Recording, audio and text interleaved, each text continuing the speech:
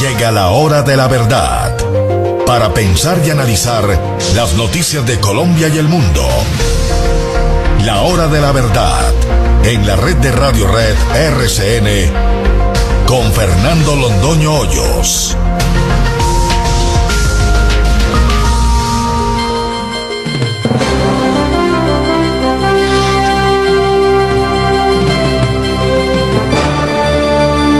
Muy buenos días. Son las 6 de la mañana de este miércoles 8 de noviembre de 2007. Esta es la hora de la verdad y estos son temas y asuntos que trataremos en la grata compañía de ustedes durante las próximas horas. El paro indígena. Aquí tenemos que decir con toda franqueza que no nos crean tan aguacates. ¿Por qué se levantó el paro indígena y cuál es la posibilidad de que vuelvan a la carga con el paro indígena?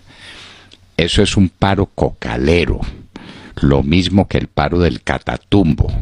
El problema es la cocaína y lo que están exigiendo con las mingas es que no haya erradicación de cultivos y que los dejen solitos haciendo lo que les da la gana, porque esto es el reino de la anarquía. El reino de la anarquía. Y en un país dominado por la anarquía, la carretera Medellín-Quibdó está parada, está en manos de la minga. La Panamericana está amenazada para ser interrumpido, para que se interrumpa el tráfico en cualquier minuto. La carretera de Pasto a Tumaco está en manos de la minga. El país está en manos de la minga. En el Catatumbo, ¿qué fue lo que convinieron en el Catatumbo? Pues por supuesto que no haya erradicación de cultivos. Y a todas estas, a Nader lo piden extradición en las Cortes de los Estados Unidos y tranquilamente, pero tranquilamente van diciendo, es que no se negó la extradición ni porque el crimen no fuera extraditable ni porque no se hubiera hecho la extradición adecuadamente, sino porque el señor es de las FARC. Tranquilamente, tranquilamente. Los de las FARC tienen un reino aparte e independiente. Sigue pues el país en medio de la más espantosa anarquía. Y en medio de esta anarquía, y en medio de todas estas noticias, y que viene la JEP, y que se aprueba no sé qué reforma política en tales y cuales condiciones, entonces, y las FARC llenan las tribunas del Congreso, el presidente del Congreso le entrega a las FARC, dice que para que representen a las víctimas. ¿Cómo les parece a ustedes? Bueno, en medio de todo eso, el presidente Santos se va para Arabia Saudita y para no sé dónde, a hacer un paseo para cambiar el equilibrio de las fuerzas en el mundo. Ahora que Arabia Saudita está enfrentada a Irán, nada más importante que llegue Santos a poner paz en Arabia Saudita. Porque, señores, esto es el reino de la anarquía. Da lo mismo que Santos esté que no esté. Aquí hace cualquiera el que le dé la gana. Insistimos. No estamos en manos de una dictadura, estamos en manos de la anarquía. Y a propósito de anarquía, nos quieren explicar por qué razón Barbados no está en la lista de paraísos fiscales. ¿Un paraíso fiscal es o no es? ¿Qué es Barbados? Un sitio donde no hay tributación, no se pagan impuestos. Un sitio donde no hay reglamentación bancaria. Cada uno hace lo que le da la gana en materia financiera. No se hace ningún negocio, sino que allá se pone la plata para que esa plata viaje por cualquier lugar del mundo sin pagar impuestos en sus lugares de origen. Eso es un paraíso fiscal. ¿Por qué Barbados no está en la lista? Ni Barbados ni Bermudas. Es que de los paraísos fiscales tradicionales, Colombia excluyó en el decreto que dictó Juan Manuel Santos a Kuwait, Emiratos Árabes, Panamá por razones políticas, recuerdan el conflicto que estábamos sosteniendo con Panamá, Barbados y Bermudas. Todos los demás sitios que son paraísos fiscales del Caribe están en la lista, menos estos. ¿Por qué? Porque allá tiene la plata Santos, porque allá tienen la plata los amigos de Santos. No nos engañen, no nos engañen. El país no puede bajar la guardia. A Santos lo pescaron en los Paradise Papers y no nos vamos a arrugar en la búsqueda de la verdad. ¿Qué es lo que está sucediendo? Se revalúa otra vez el peso y entonces nos dicen que el peso se revalúa porque está subiendo el precio del petróleo. Mentiras, está subiendo el peso porque hay muchos dólares en la calle que valen entonces poco y la gente no da más plata por ellos porque hay contracción económica. Entonces por eso el peso se valoriza y el dólar cae. El dólar cae. Este es el único país del mundo donde la economía se vino al piso y el dólar está cada vez más barato. ¿Por qué? Averígüenlo con los cocaleros, averígüenlo con los criminales. Como decimos en nuestro artículo en Las Dos Orillas, aquí lo que manda, señores, es el crimen y manda en todo. A Avianca le fue bien en la huelga, dice el presidente de la compañía, que el tercer trimestre fue muy bueno para Avianca. Entonces, ¿a quién le fue mal en la huelga? Los pilotos en huelga no cobraron su sueldo.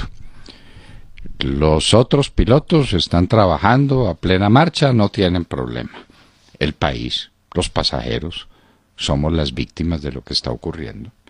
A los que los llevaron en condiciones distintas de las que estaban pactadas. Nadie protestó como se protesta. Ahora vienen las vacaciones de fin de año, se acabaron los tiquetes porque Avianca no tiene capacidad para ofrecer más de lo que puede. Y estamos en plena huelga. Ya se nombró un tercer árbitro para resolver los conflictos, pero ahí seguimos en huelga, porque esto es el reino de la anarquía. San Pedro Sula es la tercera ciudad más violenta del mundo. ¿Por qué hablamos de San Pedro Sula? Ayer hablábamos también de San Pedro Sula, en Honduras. La tercera ciudad más violenta del mundo. Y en los alrededores del estadio, colindando con el estadio, donde van a jugar Australia y Honduras el repechaje, hay un cañauzal donde tiraban a los muertos. Ahí va todos los días la policía en la mañana para rescatar los cadáveres. Entonces han puesto policía y han puesto ejército y Australia va a jugar en un calor terrible. Terrible es el calor de San Pedro Sula, un calor húmedo además, pero en medio de unas condiciones de seguridad sencillamente pavorosas. 112 muertos por cada 100.000 habitantes. Esto es sencillamente la locura. La vía Medellín-Quibdó está cerrada 18 horas por día. Cerrada Cali-Buenaventura. Ya la gobernadora del Valle es la encargada de hablar de la vía Cali-Buenaventura. Pasto-Tumaco, la Panamericana, el país está cerrado. ¿Por qué? Por la coca, insistimos en eso.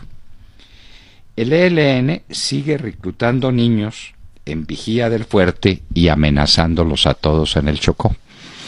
Y ese prócer de Juan Camilo Restrepo sigue negociando con estos bandidos en Quito, y estos bandidos tienen todavía el desenfado de decir que si algo pasa es por culpa del gobierno, porque no les ha dado lo suficiente y porque el ejército está adelantando operaciones ofensivas. De manera pues que en eso andamos. Las conversaciones con el ELN, lo que le van a dar al ELN a partir de lo que ya le dieron a las FARC, la cláusula de la nación menos favorecida. Vimos a un congresista conservador pidiendo cambios en la JEP y diciendo que estos bandidos de las FARC que llenaron, ¿cómo le parece? Llenaron las barras del Congreso. El señor Cepeda llenó las barras del Congreso con víctimas que son miembros de las FARC. Bueno, pues los conservadores están dejando unas constancias como si fueran del Partido Conservador, como si eso no se hubiera convertido en un prostíbulo político que se vende por unas monedas y se vende por unos empleos, que es en lo que está convertido el partido de Caro y Ospina desde hace mucho rato. Pero ahora, ¿quién lo creyera? Hay unas declaraciones importantes. Ayer en el Congreso el senador Corso, de ingrata recordación por tantas cosas, tuvo un gesto de valor y dijo, ¿pero qué? ¿No nos dijeron 1000 veces de que primero las FARC resolverían sus problemas con la justicia y después harían política, y no lo hicieron exactamente al revés? ¿Esto cómo es? A propósito del asalto de la que fue víctima la doctora Marta Isabel, la exministra de Defensa, la doctora Ramírez de Rincón, Marta Lucía Ramírez de Rincón, a propósito del atraco que recibió en su casa, nosotros nos preguntamos, ¿todos los exministros de Defensa tienen la misma escolta? Lo preguntamos y lo podemos preguntar también con toda objetividad. La doctora Marta Lucía Ramírez de Rincón tiene exactamente la misma escolta que tiene el amigo y socio de Juan Manuel Santos en Barbados, el señor Silva, el exministro Silva. Tienen Gabriel Silva Luján, para decirlo con todas las letras, que no nos digan que fuimos así como evasivos. Gabriel Silva Luján, tienen la misma escolta, que nos diga el director de la Unidad Nacional de Protección. Nos seguimos preguntando aquí qué negoció el ministro Rivera en el Cauca. Bonita democracia es esta. Hay un paro nacional, 8 días el país con la carretera más importante que tiene, la carretera panamericana, la que lo conecta con el sur del continente, la que conecta a Bogotá con Popayán y con Pasto y con toda la zona del sur del país. Después de 8 días de parálisis, el ministro Rivera firma un acuerdo y no nos cuentan que firmó, ni podemos saber. La coca, señores, la coca es el contenido central de esos acuerdos. Un investigador del Partido Demócrata, Adam Schiff, dice que la democracia de los Estados Unidos está amenazada por Rusia, pero que son más las amenazas internas que está padeciendo. Jorgen Stock, de Interpol, dice lo siguiente: cada día son mayores las amenazas del terrorismo a las grandes justas deportivas, Juegos Olímpicos, campeonatos mundiales, por ejemplo. Volvamos al tema de Barbados. ¿Por qué nadie habla de Credifamilia? ¿A los medios de comunicación se le comieron la lengua a los ratones? ¿O es que están demasiado enmermelados o suficientemente amenazados? ¿Qué es lo que pasa? ¿Por qué no averiguan de Credifamilia? Bloqueadas calles y carreteras de Guatemala contra el presidente Jimmy Morales, acusado de corrupción.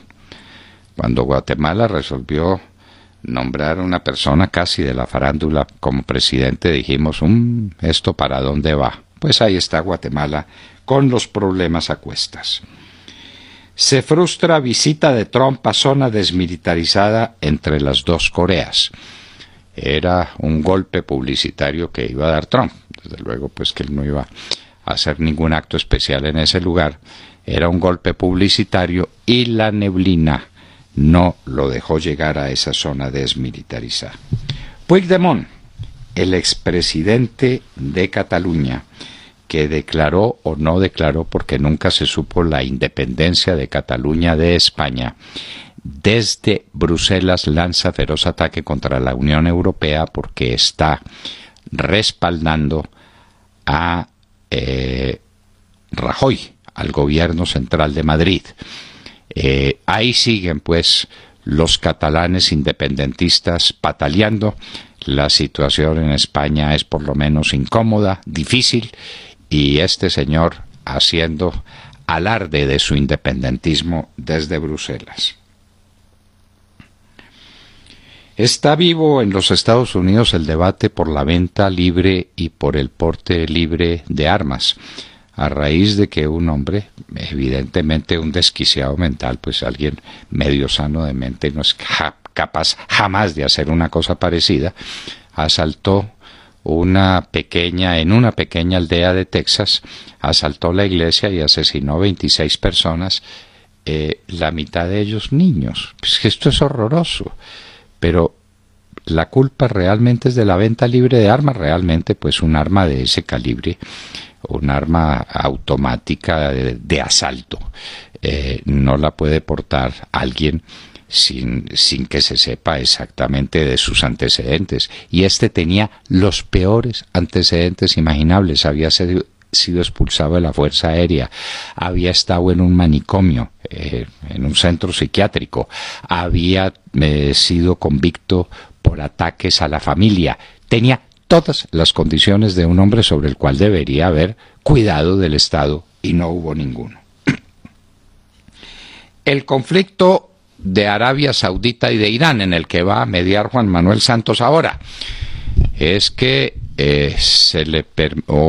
desde Yemen, Arabia Saudita tiene un conflicto con Yemen, con unos rebeldes de Yemen, y los rebeldes de Yemen lanzaron un misil contra Arabia Saudita, contra la capital, contra Riyadh, que las fuerzas de Arabia Saudita lograron interceptar. Están armadas hasta los dientes por los Estados Unidos. Entonces Arabia Saudita culpa a Irán de que es la que está armando a los rebeldes yemeníes y que se trata de una agresión directa. Ese lugar del mundo está bastante caliente, y quién sabe si eso tenga parte en los aumentos en los precios del petróleo.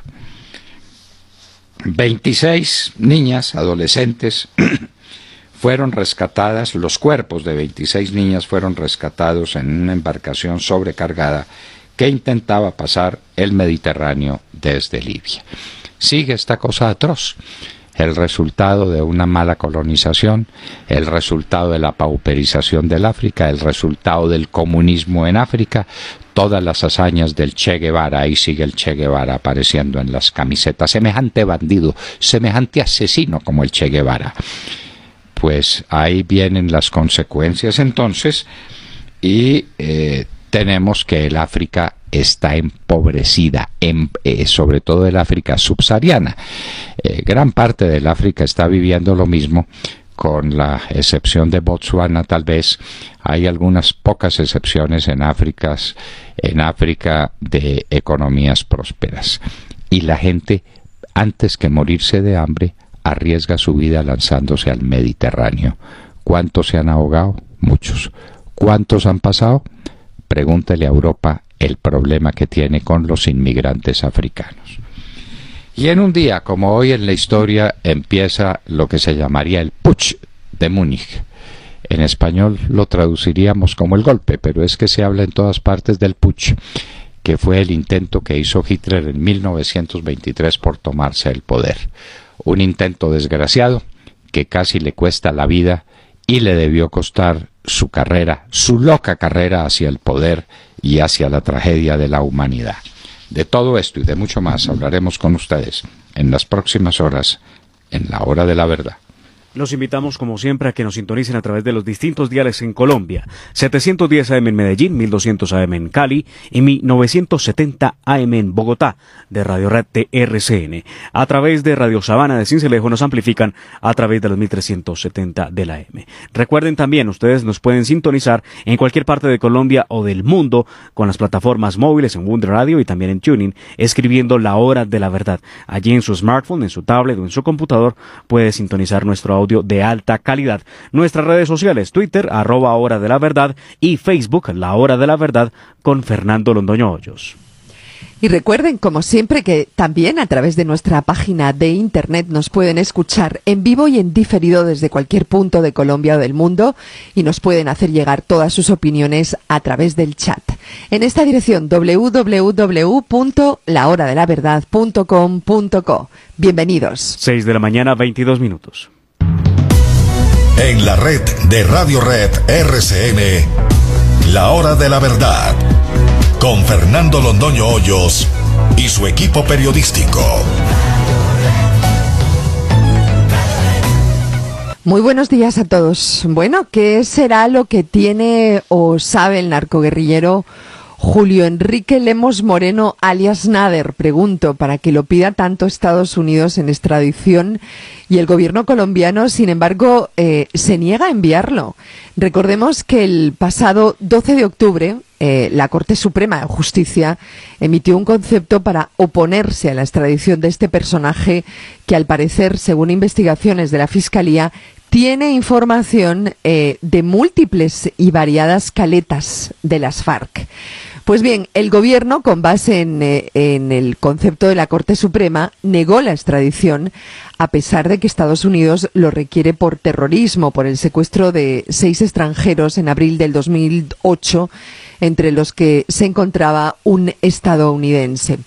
Y el gobierno del presidente Juan Manuel Santos niega esta extradición a pesar del duro reclamo que en su momento hizo, como ustedes recordarán, el gobierno estadounidense a través de su embajador Kevin Whitaker, quien envió una dura carta al gobierno y a la Corte Suprema de Justicia cuestionando la libertad que le otorgaron a ese tenebroso guerrillero, porque está libre, ¿no? Hay que decirlo.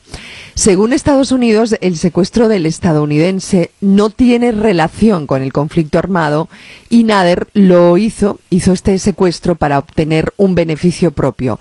Las palabras textuales del embajador de Whitaker fueron: la decisión no tomó en cuenta si el vil y cruel acto de secuestro cometido por Lemos fue cometido de alguna manera para beneficio propio o con ocasión del conflicto armado. Pues bien, el gobierno ya decidió que Nader se queda porque tiene que cumplir con sus obligaciones con la Justicia Especial para la Paz, que probablemente será sembrar lechugas o hacer algún paseo ecológico, ¿no? Pregunto, ¿qué hay detrás de esta negativa del gobierno al pedido de extradición de este narcoguerrillero que pide el gobierno de Estados Unidos? Es cierto que el tal Nader tiene información privilegiada de las múltiples y millonarias caletas de las FARC. ¿Qué están cuidando con la no extradición de Nader? Pregunto. Y usted dio la respuesta. ¿Qué están cuidando? Las caletas. Las caletas, pero obvio. ¿Ustedes creen que van a soltar a Nader cuando tiene tantos secretos, cuando sabe tantas cosas? Aquí a los bandidos hay que protegerlos. Los bandidos no se van a extraditar jamás, porque corre el riesgo de que allá en los Estados Unidos canten para hacer un arreglo con la justicia americana. Y no puede ser que canten, entonces aquí los dejan, por orden de la Corte Suprema de Justicia. Aclaremos, dicen que él tenía información de las caletas con armas y que contribuyó mucho a ese número de caletas que todos sabemos que no fueron muchas, ni mucho menos. Pero caletas, la palabra caleta es muy amplia, ¿no? No solo sí, claro. Son caletas de armas. Yo voy más allá. Yo personalmente soy la que escarbo un poquito y digo, bueno, ¿serán también caletas con dinero que todos sabemos que existe? La platica, y por eso piden tanto a Simón Trinidad, porque tiene las claves de las cuentas corrientes de estos bandidos en Suiza. Pues por Dios, entendamos de una vez de qué se trata. En todo caso, Nader no va a ser extraditado. No hay extradición para Nader. Pero el gobierno sí la pide para Andrés Felipe Arias. Usted se da cuenta, qué activo con Andrés Felipe Arias, ¿verdad? Pero usted se da cuenta del tratamiento, y usted se da cuenta de que Nader está libre y es un tenebroso delincuente, pero que Diego Palacio y Sabas Pretel y Bernardo Moreno y cuántos más de los y Alberto Velázquez están presos como si fueran unos terribles criminales, y María Piedad, la niña Hurtado, María Piedad, ¿cómo se llama. Pilar, María del Pilar Hurtado. María del Pilar, Piedad no, María del Pilar Hurtado y Jorge Noguera, esos presos. Y el coronel Mejía Gutiérrez por fin lo soltaron de la picota, pero tuvo que someterse a la JEP, y si no, tampoco sale preso. No, tampoco sale libre, perdón. Bueno, este es el mundo en que estamos viviendo, Montserrat, nos tenemos que ir acostumbrando porque este es el mundo de la mafia que se está apoderando del país. Esto no lo salva. ¿Sabe quién lo salva? El pueblo colombiano es el único que puede salvarse a sí mismo de esta tragedia que se nos vino encima. William Calderón. Doctor Londoño, buenos días Colombia, gracias por invitarnos a sus hogares y a sus vehículos. Hoy es miércoles 8 de noviembre del año 17. Faltan 273 días para que termine el más corrupto gobierno en la historia de Colombia. Son las 6:30 de la mañana. El paro cocalero continúa. Los indígenas volvieron a bloquear vía Pasto Tumaco. Afirman que no se cumplió con la instalación de una mesa de diálogo en el Cauca. Las comunidades Aguá volvieron a bloquear el paso y para ello se instalaron en el corregimiento del Diviso del municipio de Barbacoas. Señalaron que se sienten preocupados por la presencia de efectivos de la policía antinarcóticos encargados de la erradicación forzosa de cultivos de uso ilícito. Como lo dijo el director de la Hora de la Verdad, doctor Fernando Londoño Hoyos, no nos crean tan aguacates. Aquí gobierna la anarquía, como lo escribió en su columna nuestro director. El tramo Medellín-Quibdó se encuentra bloqueado por 18 horas al día. Se paraliza la vía Cali-Buenaventura, capital del TLC. Las pérdidas millonarias que reportan los transportadores de carga por minga indígena aseguran que están dejando de percibir cerca de 400 millones de pesos por día. La secretaria de Hacienda del Valle reporta pérdidas por más de 5.000 millones por minga indígena. Mientras Juanpa viaja a Emiratos Árabes y Corinto desaparece. La faraona Dilian Francisca Toro actúa como mediadora en el paro cocalero, protagonizado por los indígenas, patrocinados por las FARC. Entonces, doctor Londoño, todo el mundo se pregunta, ¿qué fue lo que firmó el ministrico Riverita, el que frunce el ceño mientras habla? ¿Y qué fue lo que se firmó con los cocaleros del Catatumbo? Sí, señor. Porque no nos cuentan, ¿no? Es que esto es una democracia. Una democracia, en primer lugar, es la transparencia. Es que los servidores públicos están al servicio de la gente y le cuentan a la gente qué es lo que hace. Así es. Pues por eso, ¿qué hizo Riverita? A ver, diga qué hizo, diga qué firmó. Sí. Eso tiene que haber un papel. Muestre el papel. No le esconda a los colombianos los compromisos que a nombre de los colombianos usted adquirió con los bandidos que tenían taponada la vía Cali Buenaventura. Medellín, Cali Popayán Pasto. Exacto. Bueno. Díganos pues eso cómo es, qué es lo que usted firma, qué es lo que hace, cuáles son los compromisos que está asumiendo a nombre de la nación. Vanessa Araujo. Doctor Fernando, queridos oyentes, muy buenos días. Hoy amanecemos con noticias del socialismo del siglo XXI. Desde luego nada bueno porque el socialismo siempre termina en miseria. Como en Venezuela, donde las noticias llegan desde la agencia de calificación financiera Moody's, que rebajó este lunes la nota crediticia de la estatal petrolera PDVSA, al alegar incumplimiento en el pago de intereses de bonos de deuda de la compañía. Según Moody's, la calificación de PDVSA cayó por incumplimiento del pago el pasado 2 de noviembre, cuando la estatal debía pagar $1.169 millones por bonos PDVSA 2017. La nota bajó de CAA, que significa riesgo crediticio, a CA, que significa operaciones de deuda altamente especulativas con señales de posible default. Venezuela deberá cancelar en lo que resta del año entre 1.400 y 1.800 millones de dólares por intereses de deuda de la República y de PDVSA, además de rendimientos pendientes que debió pagar en octubre y tienen un periodo de gracia de 30 días. Moody's agregó que la decisión se da también por la significativa tensión financiera de la compañía que se deriva de su limitada capacidad para generar efectivo, para cumplir obligaciones de corto plazo y para financiar suficientes inversiones para sostener la producción y la calidad de los activos. Hay que recordar que la deuda externa de Venezuela está estimada en unos 150.000 millones de dólares. Maduro habló de un refinanciamiento y una reestructuración de la deuda externa y todos los pagos de Venezuela, eso sí, sin especificar qué mecanismos usará ni cómo convencerá a la gente a la que le debe dinero. Mientras tanto, la MUD y diferentes economistas venezolanos han hecho un llamado al gobierno a que no pague la deuda y utilice los recursos para importar alimentos y medicinas. Sin embargo, la prioridad de Maduro es mantenerse solvente en el exterior. Al tiempo, las noticias para los bolivianos tampoco son buenas. Evo Morales, quien lleva 11 años ya de presidente, les dice de frente que busca la reelección indefinida. Esto a pesar de que ese país ya se hizo un referendo consultivo y los bolivianos dijeron no a la reelección del líder de MAS, Movimiento al Socialismo. Sin embargo, Evo Morales ha dicho, digan lo que digan, este proceso es irreversible. Evo ha presentado un recurso ante el Tribunal Constitucional en contra de la Constitución y la ley electoral que impide su reelección, más su partido político ha dicho que si no lo logra a través de ese recurso se irá por una constituyente.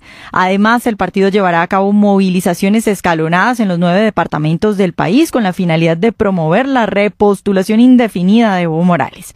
Esas son las noticias que nos deja hoy el socialismo del siglo XXI, un país en quiebra y un pueblo intentando que no le instauren una dictadura socialista.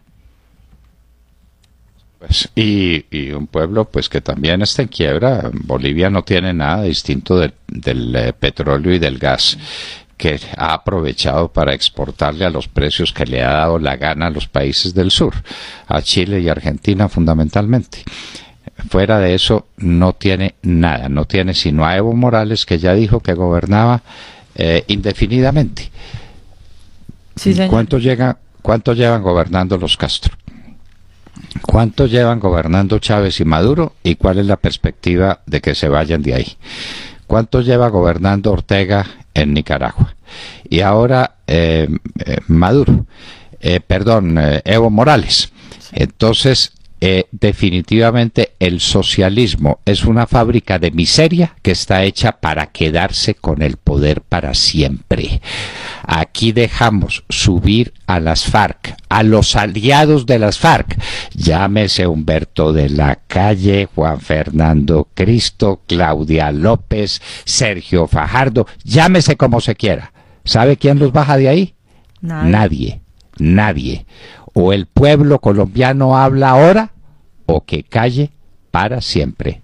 Que no tengan dudas sobre el particular. De Mar Córdoba. Doctor Fernando, oyentes de la Hora de la Verdad, compañeros de la mesa, muy buenos días. Luego de una larga jornada en el Congreso de la República, en Senado, se votaron los impedimentos de los congresistas para empezar la respectiva revisión y votación de los más de 170 artículos que tiene la llamada Justicia Especial para la Paz o para las FARC, como realmente corresponde por la naturaleza de lo que se presentará en esa jurisdicción. En Senado, los voceros de las FARC tenían su propia barra, que a lo largo de toda la jornada estuvo presente apoyándolos, algo que no está permitido en el reglamento en el Congreso, pues ellos se dieron la licencia para gritar y abuchear cuando el Centro Democrático intervenía y aplaudir cuando los voceros de los terroristas hablaban. Así de claro. Pero la defensa de la JEP no solamente venía por parte de la Unidad Nacional, de los pocos congresistas que acompañan al gobierno, de algunos conservadores, de los liberales que se la juegan a fondo con el tema de la JEP, sino también de los mismos representantes de los guerrilleros en el Parlamento. Estos son los voceros de paz, el señor Jairo Estrada, quien defendía la Jurisdicción Especial para la Paz. Mire cómo el subconsciente lo traiciona, porque en cambio de decir que hay que acudir ante la JEP, dice que hay que acudir ante las FARC. Por eso es una jurisdicción a la que tienen que acudir, subrayo, acudir todos los responsables directos o indirectos en el conflicto. Las resistencias que se escuchan contra la JEP lo único que demuestran es el temor de sectores de tener que acudir a decir la verdad, de tener que asumir sus responsabilidades con el conflicto, de tener ahí sí que ponerle la cara a las víctimas. Hemos sabido de los miembros de las FARC toda su disposición de acudir a las FARC, de acudir a la Jurisdicción Especial para la Paz. Mejor no lo pudo decir el señor, sí, de acudir a las FARC, porque ahí están sus amigos. Pero en el Congreso también está la ley de la anarquía. Si el presidente del Congreso tuviera pantalones, hubiera ordenado el desalojo de las barras, porque las barras no pueden intervenir. ¿Sabe usted qué hizo para el tema y para sentar esa posición de garante en el debate? Leerles, después de la tercera vez en las que los señores se dedicaron a abuchear las intervenciones del Centro Democrático, leerles el artículo que indica que deberá expulsarlos del recinto por no guardar compostura y no seguir las normas del recinto. Eso fue lo que hizo. ¿Y se callaron o siguieron? No, pues mire, llevaron unas pancartas gigantes, doctor Fernando, y las agitaban desde allá, y entonces cuchicheaban y se escuchaba pues el rumor de ellos. Era una cosa muy incómoda, pero eso fue permitido, cosa que realmente es aterradora. Pero mire que no es lo único que nos encontramos ayer en el recinto del Senado. Mire, las cosas van de la siguiente manera. La jornada empezó con una nueva proposición que la emitió la presidencia del Senado, más no el secretario, quien no pudo dar fe de ella, y es la modificación del quórum necesario para aprobar una ley estatutaria, donde, según dijo el presidente del Senado, el señor Efraín Cepeda, en virtud de la reforma de equilibrio de poderes y el artículo 134 de la Constitución, hay que sacar del quórum a los senadores, a los que se le aceptan los impedimentos, y las 3 sillas vacías del partido de la U, porque sus senadores están o condenados o procesados judicialmente por casos de corrupción y alianzas con grupos criminales. Así las cosas, ya el quórum necesario para aprobar una ley estatutaria hoy en el Senado de la República no es de 52 senadores, sino de menos de 45 según los impedimentos que se aprueben. Nuevamente estamos frente a una descarada sustitución constitucional que deja sin piso el artículo 153 de la Carta, donde es clarísimo cuál es el quórum y la mayoría necesaria para aprobar una ley estatutaria. Es sobre 102, que son los miembros del Senado de la República, la mitad más 1, pero este señor ya nos ha salido con una cosa distinta. Tememos mucho que vaya a haber muchos cambios alrededor de la aprobación de esta ley estatutaria, doctor Fernando, que arranca. Simplemente son 171 artículos, vamos a ver si el tiempo les alcanza para debatirlos uno a uno, como ordenó la Corte Constitucional. Pero la ley estatutaria tiene norma específica y particular, salvo que la hayan cambiado también, ya como yo no sé cuál fue el derecho constitucional que enseñé, porque esto lo han vuelto un pateadero, que lo cambian todos los días cuando les da la gana. Pero la reforma estatutaria está prevista para que sea aprobada por la mitad más 1 de los miembros del Congreso. Eso dice la Constitución. Así es, sí señor, eso lo dice, 153. ¿Y eso también lo van a cambiar? Sí, según eso ya lo cambiaron y entonces no nos dimos cuenta a través de la ¿Pero lo cambiaron en dónde? De la reforma de equilibrio de poderes. Entonces, ¿específicamente hablaron de las normas estatutarias? No, específicamente hablaron del quórum. Entonces, pero no hicieron el quórum es una cosa y las leyes estatutarias son otras. Es una cosa especial, sí, señor. Necesitan la mitad más 1. Pero hacen lo que les da la gana y el señor Cepeda no tiene pantalones y además es un vendido al gobierno. En eso quedó el Partido Conservador, en un prostíbulo que se vende al que le paga. ¡Qué horror, por Dios! ¡Qué horror! Tata Castro. Muy buenos días a todos. Hoy se conocerá el primer equipo colombiano que irá a la Copa Libertadores de 2018. Junior e Independiente Medellín se enfrentan en partido correspondiente a la final de la Copa Colombia, que se jugará en el Metropolitano de Barranquilla a partir de las 7:10 de la noche. El encuentro de ida terminó 1-1 en el Atanasio Girardot. El ganador será el campeón del torneo y tendrá un cupo para el torneo continental más importante de Sudamérica, la Libertadores.